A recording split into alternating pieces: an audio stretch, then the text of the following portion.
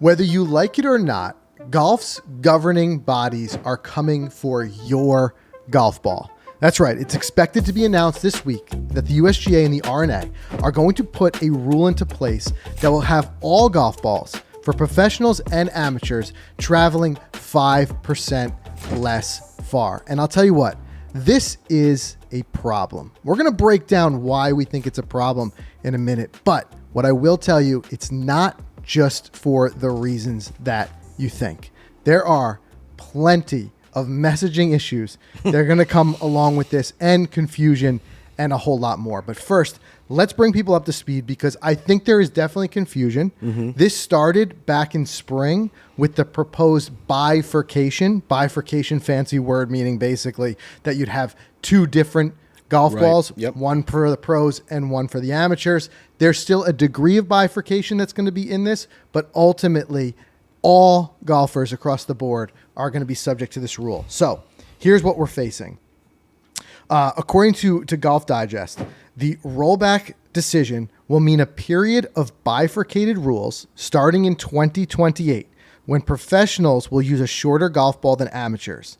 But in 2030, all balls that conform to the rules of golf will apparently be 15 or more yards shorter at the professional level, and the effect on distance for recreational players will be likely less, but it could be proportional. Disaster. It's, in my view, I think it's a disaster. And I think, again, this is them attempting to create a solution for what was not a problem.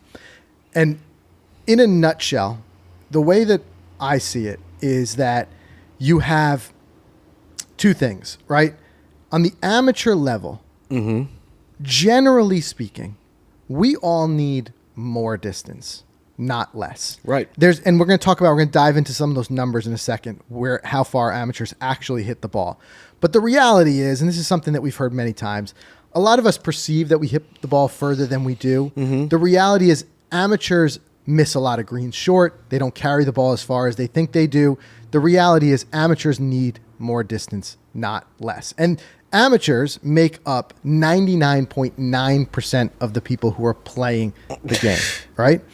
On the other side of the coin, the PGA Tour, the majors, things like that. One thing to keep in mind is the PGA Tour is an entertainment product. Sure, no doubt. And by taking the distance away, you're making it less entertaining. Yeah. And this is where I think our biggest problem lies. It's the perception and what I consider like the buzzkill factor, right? So make a little analogy here. I call it the Coca-Cola dilemma. Okay. All right, get this. What if tomorrow there was a governing body that decided Coca-Cola just tastes too good? We're going to roll it back by 5%. Right? Yeah. Coke now tastes 5% as good. Okay. The issue isn't necessarily the flavor. It's the perception. So let's say now a bunch of us, are all going out to eat, having some pizza, deciding on what you want to order, right? And maybe there's a diehard Coca-Cola drinker there, right. And a bunch of casual Coca-Cola drinkers. And it's proposed, hey, I don't know, what do you guys want to do? You want to get some Coke, pitcher of Coke? Then all of a sudden, some of the guys speak on me like, wait, isn't that the stuff that tastes 5%? It doesn't taste as good? I heard in the news that doesn't taste as good. Right? So they say, let's order something else. Therein lies the problem. Right. Whether it be on the professional level, where you have countless entertainment options, and there are countless professional sports, esports, and non-sporting content that are vying for your attention. If you have this casual watchers, the people who are trying to bring into the game, trying to conventionally convert them to be diehards and watch every PGA Tour event. Right. Now it's like, Golf, didn't they take that? The ball doesn't go as far. They don't hit it as far anymore. Yeah, I don't want that. I don't know. Put on something else. Yeah, put on X Games. Yeah, and you can compare that to any what's this stuff? I mean, distance to me, I feel like is the sexiest part of one of the sexiest parts of the game. You know, you like seeing that 360-yard drive. Remember like when Dustin Johnson? I remember that one time like years ago at the Century, he drove a par 4 and it went to like an inch. You know, like that is cool. So like, imagine they did that in MLB, and you can't there won't be as many home runs. Right. You know, like if Patrick Mahomes, a Hail Mary, the football only goes 40 yards max. It's like you can't throw the Hail Mary. And that's what I'm saying. Like, ultimately, it may be only 5%. And there are going to be people who say it's like a minimal amount. To me, again, it's the perception. As soon as you take the wind out of the sails, and understand something, golf is at its booming point. Yes. We are at a point where we need to double down on the boom. There are more people coming into the game than there ever been before. There's more excitement around the game than there's ever been before. And now is just, it's guys, it's like a time and a place. This is not the time to do it, to come in and buzzkill it. We've got a situation now where golf, I feel like, is finally breaking free of the shackles of being labeled this old man sport. And then what do we get for all that? A couple of old men who make the rules, who make it and coming break in and squashing it. And again, it comes down to that perception. But what's the end all? Like, what's the point of this? So the point that there's got to be a grand master plan for them. Is that there are some golf courses that are being overpowered by the top 0.01% of golfers who can absolutely smash the ball. And what these governing bodies are basically saying is that this is what's needed for the long-term sustainability of the game, because we can't continue, and I'm using their kind of paraphrasing their thought process, we can't continue to just keep making golf courses longer and longer. We're running out of land. Right. But here's what I say. Sustainability. You want to talk about a sustainability problem. In order for the game to be sustainable, you need people to play it. And if you do something like this and create this buzzkill perception, I guarantee there's a drop in interest in the game overall. And that's what the game can't afford. Would you accuse these governing bodies in trying to slow down the growth of the game? Did the game get too big during COVID? No, they would never try to kind of break it, would it? I could never say never. Like, oh, it's too big. No one's getting tee times. Like, it's just too much. And to me, like, maybe if that's the underhanded kind of thing that no one's saying but is being done, I don't know. And you guys can weigh in the comments if you think what their true motivation is here. But to me, I think it's misguided idea of sustainability. And the reality is what they're missing, the big mark that they're missing, is the sustainability of the messaging perception of a game becoming less fun, less enjoyable. Now, what's so interesting about this is that it puts me in the largely unfamiliar position of having to agree to a certain extent with Brandel Chambly. I'm going to read you Brandel's statement because I think he put it pretty well. He said, I appreciate the governing bodies and what they mean to the game, but on the rollback issue, they are not only out of touch with the game they govern, but with the people that play it. It is a very small number of people that are in favor of the rollback. Golf course architects, of which there are maybe 100 or so, golf course architect geeks, of which maybe there are a few thousand, and a very few tour players and former tour players compared to the 50 million global golfers against it and the 28,000 PGA of America members against it and most every single touring professional against it. He goes on to say, the average LPGA Tour player flies the ball 220 yards. The average male amateur carries the ball 215 yards. The average female carries the ball 147 yards. All numbers courtesy of the USGA report, by the way.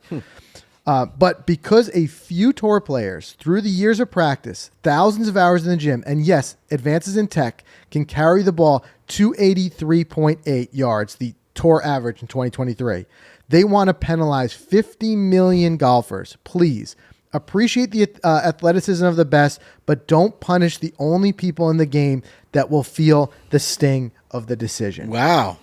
Never thought I'd agree with him as well. Right. And let's back it up a little bit. Let's talk about it. Let's first see, do people agree? Is this a popular take? Yeah. I think you guys all know the answer. But we wanted to see if we could poll the audience and do it in a way that is fair, because we know we have different audiences on different platforms. So we put the poll out on YouTube and on Instagram. And on YouTube, 84%, as of when I screen grabbed this poll, 84% of you said no, the golf ball should not be weighed back, as opposed to 16% that said yes. So overwhelmingly in the no column. And then similarly on Instagram, do you agree with the rollback? 81% said no, 19% said yes. Yeah. So about 80-20 on average between both. It is undoubtedly, I agree, an unpopular take. And what's more is, like I said, it's going to be the perception. Yeah, that's it. But let's just kind of break apart a couple of key important factors that go into this argument, as Brandel had pointed out. So one thing that I think is really cool is that nowadays we live in a world of shot tracking being brought to the masses. You guys know we've talked about ShotScope before. We use them often. There's also Arcos out there. I dove in. ShotScope had published a report. How far do amateurs really hit the ball? And by asking that question, the question I'm really asking is, do we really have a distance problem? Right. Just because a few can hit the ball that far, does that mean that the sport in general has a distance problem that needs to be penalized across the board? Now, get this. Average driving distance by handicap. So 9 or under, single digits, average hitting 243 off the tee. Now, where's the bulk of golfers made up? I would say that 10 to 17 handicap. Those are your weekend golfers, things like that. They average 223 yards off the tee. And the higher handicaps, 18 to 28, average 210 yards. And these are based on what ShotScope does as a performance average, meaning they take out the outlier high and low shots, because we all hit those really bad ones once in a while. Of course. And once in a while we flush one, or we're playing in windy conditions, whatever it may be. So on the overall, driver performance is about 225 yards for male golfers. And you're still at like 130, 140, maybe even 150 left in on a par 4. Exactly. So that's the other thing I wanted to break down is, think about this for a second. This is an example. And I'll use really kind of round numbers of why I think this is a problem. Now, because I'm going to dive into in a second, I'm going to read you the quote from Rory McIlroy, who is in defense of the rollback. And Rory, it's funny, he's gotten himself in a lot of, I guess, turmoil with the masses, with constantly like kind of taking different takes. And I don't blame him that he doesn't care. And I like to hear different opinions. Yeah, definitely. So let him state his opinion. But what I think is that Rory, in this case, we'll read the quote in a second. I think he's vastly in danger of being labeled very out of touch with this particular statement, because, and I'm paraphrasing here, what Rory basically said is that he doesn't feel like this will have any type of material difference for the average golfer.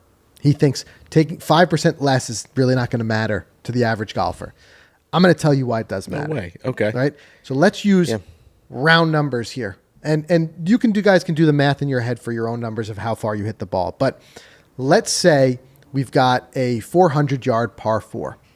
And we traditionally hit our driver 250, which is even outperforming the stats we just talked about, the averages. But let's say you drive the ball 250, and for, just round numbers, let's say you hit your 8-iron 150 yards. Okay. So now you attack a 400-yard par 4 with a driver and a mid-iron.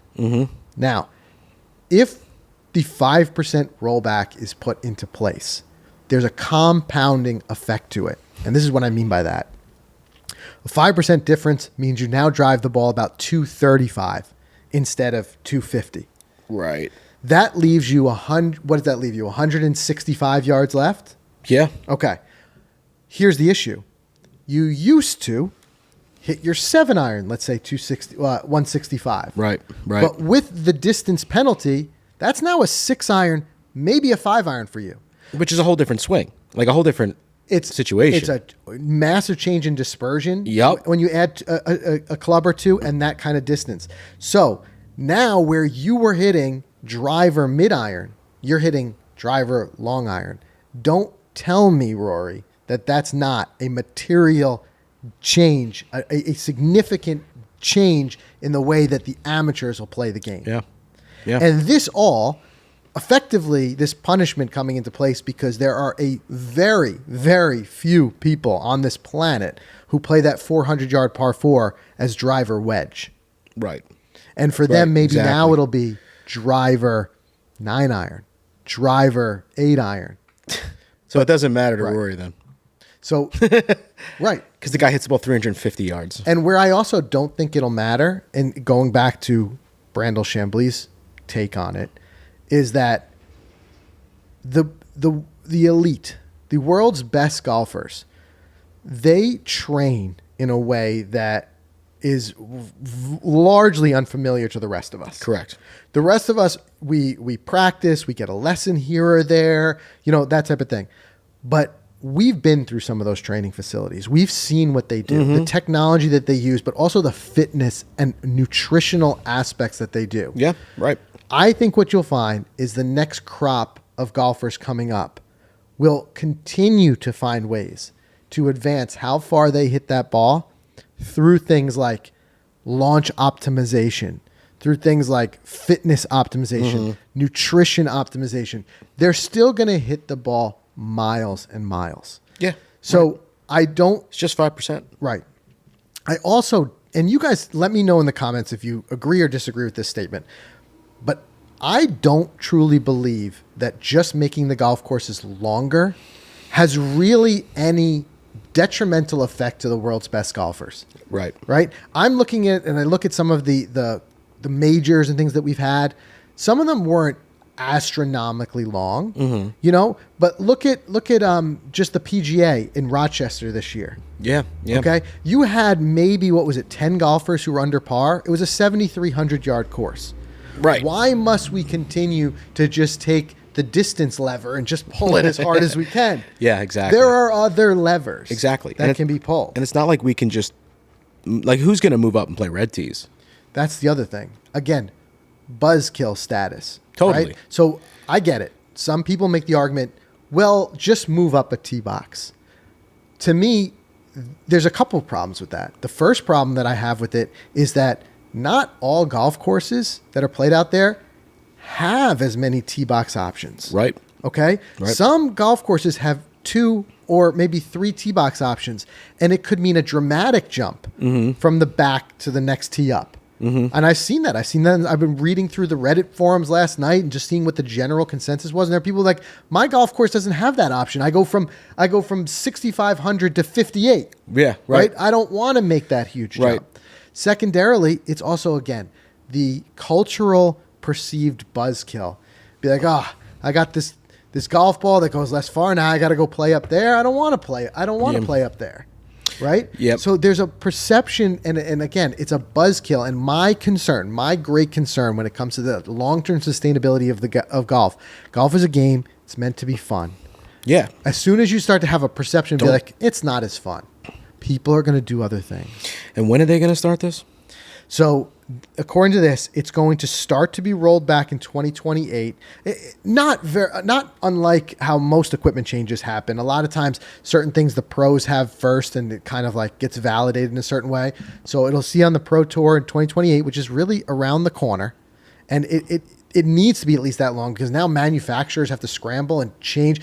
Can you imagine just for a second, put yourself in the shoes of a manufacturer that has spent millions on R&D for the past couple of years to continue to optimize the golf ball don't forget, this wasn't an unregulated golf ball. Within the conforming regulations of the current USGA, they poured millions of dollars into research and development to get that ball to go as far as it can legally, right?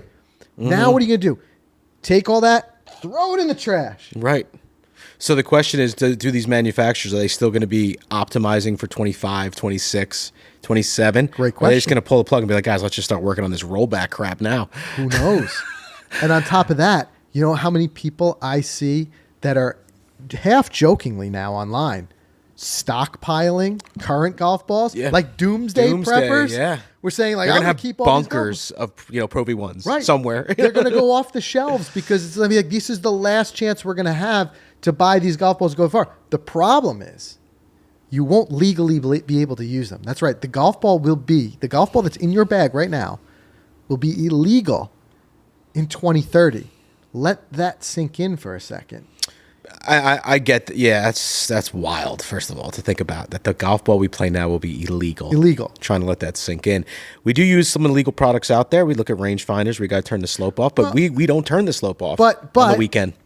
But it's not necessarily illegal in casual play. There's a reason for that. It depends. You know what I'm saying? Like in tournament play, yes, you can't use slope. Right. But again, yes, you can put into place with you playing with your buddies any rule you want. Of course. You can say we're all, but where it's going to get muddy is going to be now. And a lot of people say, I don't care. This blows right by me because I'm just going to keep playing the game the way I want to play it. I'm going to play with the ball that I have. I'll stockpile them and I'll have them for years. Mm-hmm. That goes until you want to play in your club championship. You want to play in your member. Yeah, even money games on the weekend might have a stickler who says, make sure you all have the right. When we're going to play the legal, you can't play an illegal ball. Or the fights that can happen out there when one guy's driving it further than everybody else. Be like, are you playing an illegal ball? Yeah, that's wild. That's where it's going to get really muddy.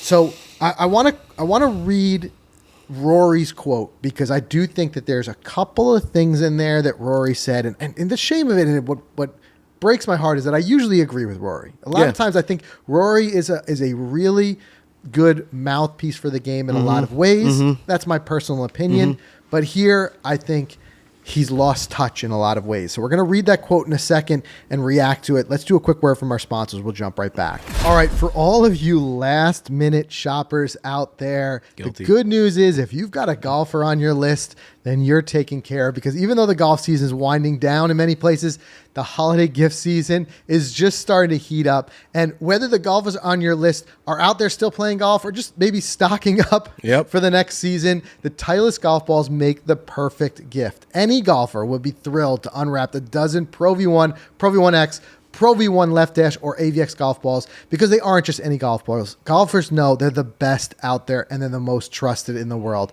And they deliver the performance that you need to shoot those low scores that we're all after. And what makes the number one golf ball the number one golf gift as well, it's just make sure the holidays are even happier this season. Learn more about gifting the Titleist Pro V1, Pro V1X, Left Dash, and AVX, all things Titleist at Titleist.com. It's a gift you never go wrong with. Yeah, you can't fail at those. And, so we're going to stick on that gift theme, Frank, because My Joys from FootJoy, they might be like the easiest gift on top of golf balls and maybe the more fun in a way. Because if you guys aren't familiar with My Joys, I mean, first of all, act now because you have to build these and get them shipped if you want them in time. But if you're unaware, FootJoy, they give you the opportunity to build or design your own golf shoes. We've done it countless times. Custom colors, materials like different leathers or crocodile patterns. We designed those ones behind you. The ones behind me right here. Yeah. Let me grab them. Oh, I just made a mess, but take a look. Pretty cool. Like we just took them all the way just from this zebra style design here to the black around. And you can get as creative as you want. You could throw monograms on it. It's funny. I made a pair for my mom for her 70th birthday. She's retired. She got into the game of golf. She absolutely loves them. She thought it was a great idea, and you guys can win with that idea as well. So there's countless ideas on the website, but there's not much time. Go build a few pairs now and get your shopping all squared away at footjoy.com. All right, and it's funny. It's been 12 months now. We're in the 12 months since we've been using the MLM2 from Rapsodo. That's the mobile launch monitor, and it hit the market this year. But it's funny. We've been using the Rapsodo, Frank, for about 4.5 years now. Can you believe it? Going back to our initial impressions video at High Point Golf Club, I still remember where it was. Yeah. We've always been impressed with their technology, and the updates just keep getting better and better. It reminds me of like companies like Apple. Technology keeps improving, and the updates keep getting better, and that's what this company does. And this is actually the first holiday season of the MLM2 Pro. Remember, it launched at the beginning of this year. So whether it's for yourself or as a gift, go give this launch monitor a look. I mean, not only will it give you countless swing data during your session, but it has that built-in simulator that we're all craving for our home. And in fact, you could build your own. We built our own simulator right here on the channel not long ago. We dropped a video last week, and we're giving that simulator away. So if you missed that video, go check that one out. But guys, go give Rapsodo a look this holiday season. They've got the perfect gift as well, and they will not be disappointed.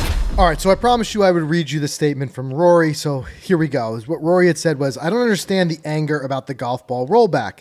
It will make no difference whatsoever to the average golfer and puts golf back on a path of sustainability.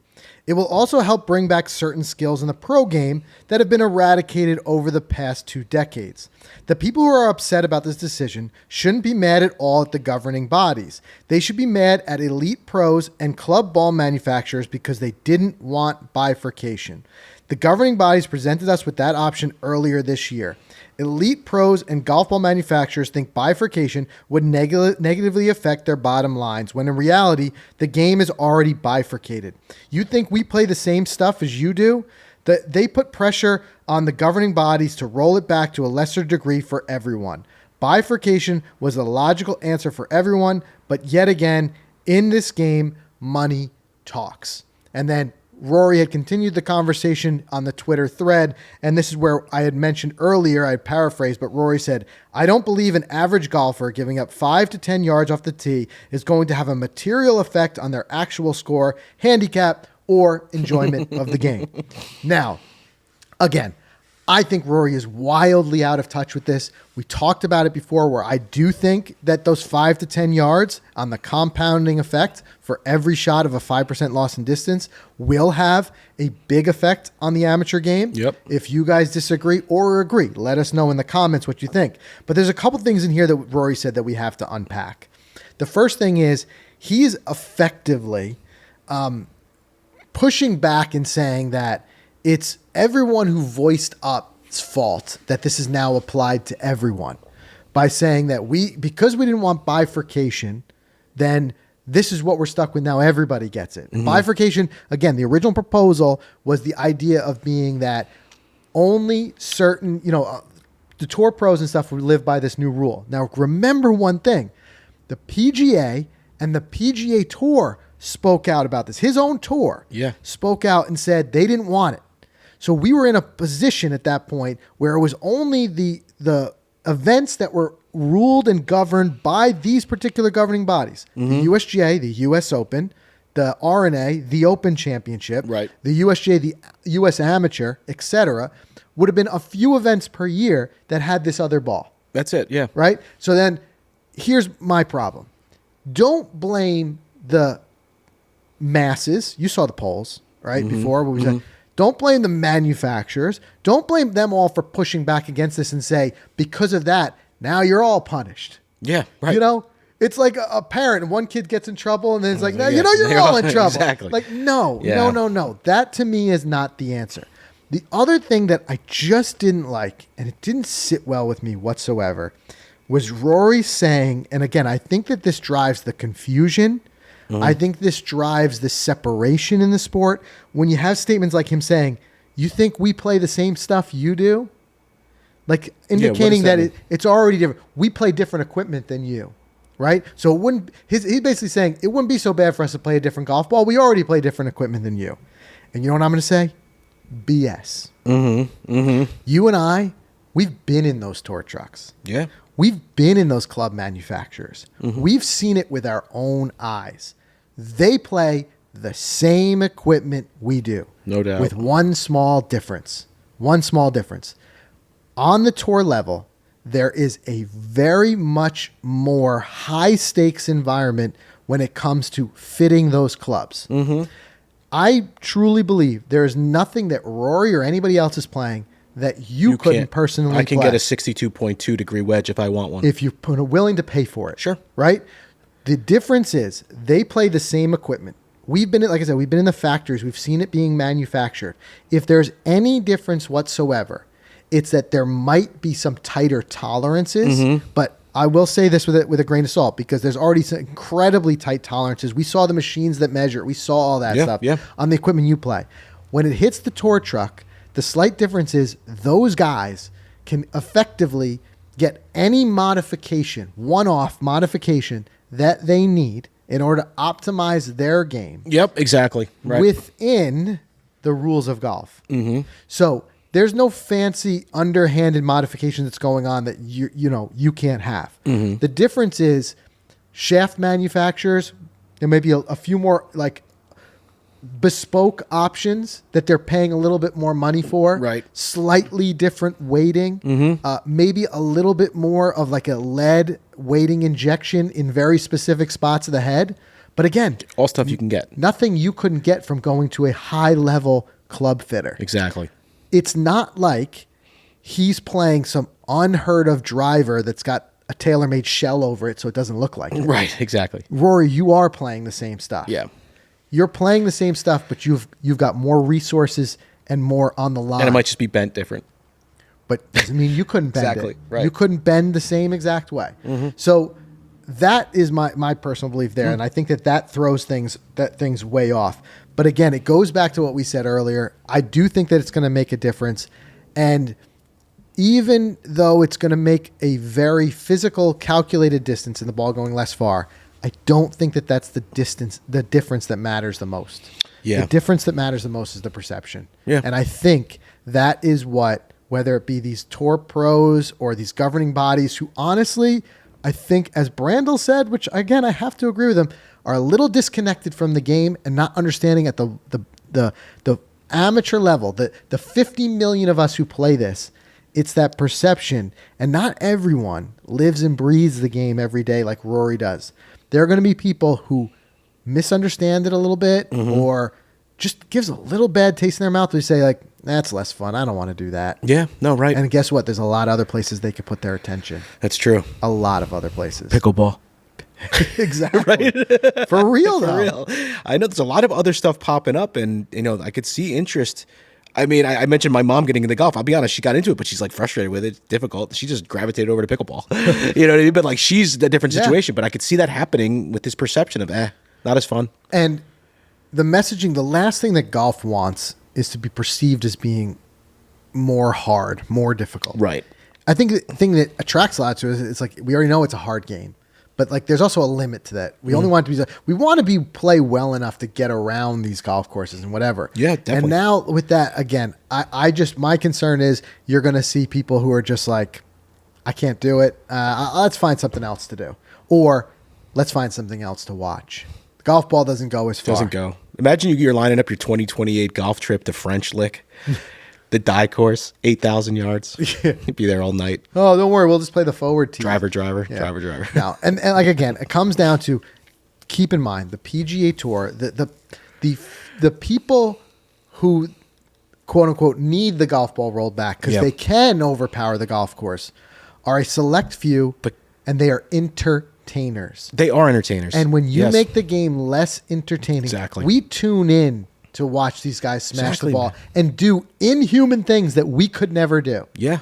And now it's just like, okay, it's less entertaining. Don't make an entertainment product less entertaining. Remember how entertaining it was when Bonds and McGuire were going after that record and like all those things, like those home runs, like that was it. It's what gets people's that was attention. It, man. And at the end of the day, like I said, the fact is it boils down to one easy statement. On the tour level, where you can make the argument that they need to roll it back, it's an entertainment product, and making it less entertaining does not help us. And on the amateur level, we showed you the stats. We talked about the real hard numbers. There is no need. There are no, very few. It'd be the elitist amateurs who are overpowering golf courses. For the most part, most of us don't have the power it takes to even, keep up with the golf courses. And it was Bubba Watson who said on this show, let them hit the ball 400 yards. They still have to chip and putt. And I agree with that. Exactly. Chipping and putting is hard. And watch any major and you'll see exactly. On those greens and those conditions. Right. So that's our take on it. We're going to continue to update you guys as we see more of this, as the official announcement comes out. But it looks like the inevitable is coming, and we could hear about it any moment. So make sure, let us know your take on it in the comments below. Subscribe wherever you get your podcasts, and we'll see you in the next one.